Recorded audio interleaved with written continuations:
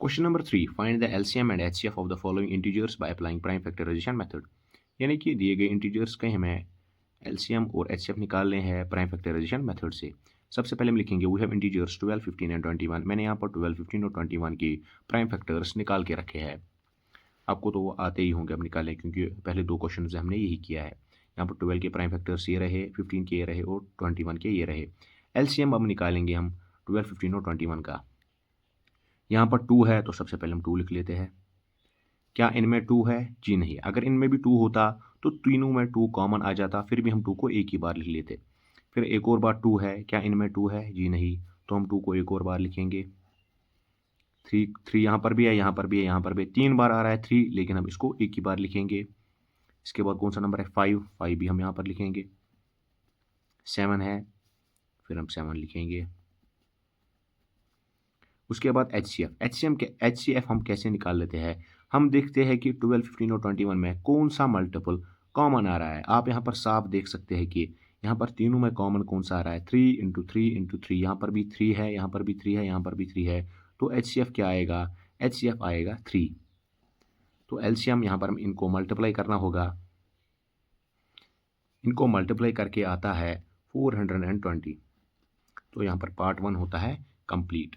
अब part number 2, यहाँ पर आप देख सकते हैं 17, 23 और 29। फिर से हम लिखेंगे वी हैव इंटीजर्स 17, 23 एंड 29।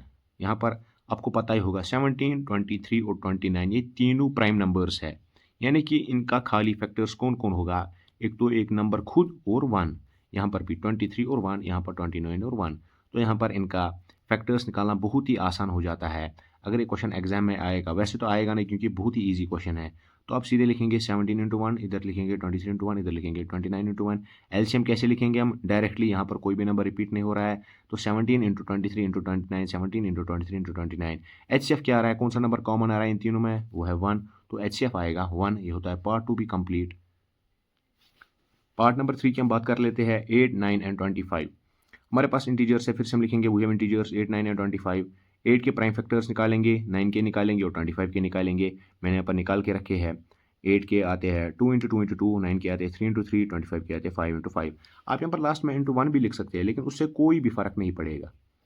अब एलसीएम हमें निकालना है। सबसे पहले हम ये लिख लेते हैं यहाँ पर 2, यहाँ पर फिर से है 2, यहाँ पर फिर से है 2।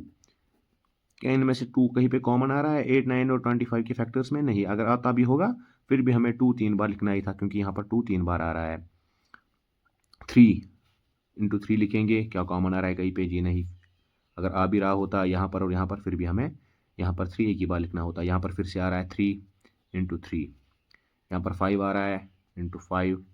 यहाँ पर फिर से आ रहा है 5 तो इंटू 5। 1 को लिखने की ज़रूरत नहीं, अगर लिखेंगे भी आप कोई फ़र्क नहीं पड़ेगा।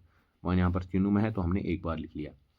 तो जब हम इनको मल्टीप्लाई करेंगे 2 into 2 into 2 into 3 into 3 into 5 into 5, तो इनका मल्टीप्लिकेशन आता है 1800। अब हमें इनका एचसीएफ निकालना है। यहाँ पर 2 है, क्या यहाँ पर इनमें से 2 कॉमन आ रहा है? जी नहीं। तो हमने देख लिया 2 कॉमन नहीं आ रहा है। क्या 1 कॉमन आ रहा है? जी, यहाँ पर एक ही नंबर है जो कॉमन आ रहा है, वो है 1। तो एचसीएफ आ गया 1। तो यहाँ पर क्वेश्चन नंबर 3 होता है आपका कंप्लीट।